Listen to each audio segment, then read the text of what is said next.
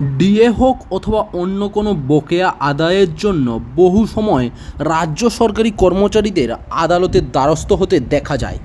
কখনো হাইকোর্ট আবার কখনো সুপ্রিম কোর্টে এই ধরনের মামলা গড়ায়। আর এই ধরনের মামলায় এবার রাজ্য সরকারকে ধাক্কা দিয়ে সুপ্রিম কোর্ট রাজ্য সরকারি কর্মচারীদের 6% সুদসহ বেতন দেওয়ার নির্দেশ দিল। গত বৃহস্পতিবার এই সংক্রান্ত একটি মামলায় শীর্ষ আদালতের তরফ থেকে স্পষ্ট করে জানিয়ে দেওয়া হয়েছে, সরকারি কর্মচারী হোক অথবা পেনশনভোগী, তাদের বেতন এবং পেনশনের টাকা ন্যায্য অধিকার। এক্ষেত্রে কোনো সরকার যদি সেই টাকা দিতে না পারে তাহলে সেই সরকারকে সুদসহ বকেয়া দিতে হবে।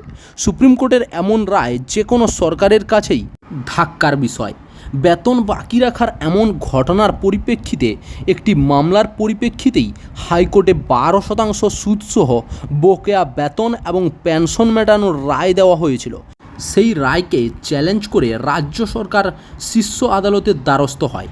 তবে সুদ না দেওয়ার বিষয়ে যে আবেদন করা হয়েছিল সে বিষয়টি কর্ণপাত করেনি শীর্ষ আদালত, যদিও সুদের পরিমাণ 12% থেকে কমিয়ে 6% দিতে হবে বলে স্পষ্টভাবে জানিয়ে দিয়েছে। এই বকেয়া বেতন সংক্রান্ত মামলায় সুপ্রিম কোর্টের বিচারপতি DY চন্দ্রচূড়ের নেতৃত্বাধীন বেঞ্চ পর্যবেক্ষণ করে জানিয়েছে যে সরকারের বেতন ও পেনশন দিতে দেরি করেছে সেই সরকারকে উপযুক্ত হারে সুদ দিয়ে বেতন ও পেনশনের টাকা দেওয়া উচিত। বকেয়ার দাবিতে সুপ্রিম কোর্টে এমন মামলা করেছিলেন অন্ধ্রপ্রদেশের হাইকোর্টের প্রাক্তন জেলা ও দায়রা আদালতের জজ। জনস্বার্থ এই মামলার গৃহীত হওয়ার পরই এমন নির্দেশ দেওয়া হয়েছে। বেতন ও পেনশন দিতে দেরি করায় এমন ঘটনা ঘটেছিল 2020 সালের মার্চ ও এপ্রিল মাসে।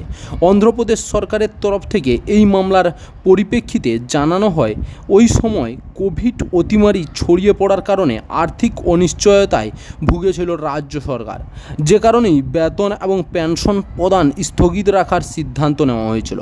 তবে রাজ্য সরকার ওই আবহে প্রয়োজন মতো কাজ করেছিল, আর যে কারণে বাড়তি করের বোঝা যেন চাপানো না হয় তার আবেদন জানিয়েছিল।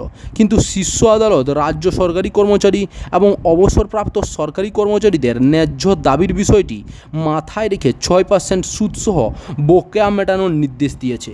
চাকরির খবর থেকে শুরু করে নিয়োগের খবর থেকে শুরু করে ঝড়ঝঞ্ঝা, দেশ বিদেশ, রাজ্য, জেলা এবং আপনার শহরের খবর একটা চ্যানেল আমাদের newsbangla.com সবার আগে আপনারা পেয়ে যাবেন। তাই চ্যানেলটাকে অতি অবশ্যই সাবস্ক্রাইব করে পাশ থেকে বেল আইকনটা ক্লিক করে অল নোটিফিকেশন অন করে রাখুন।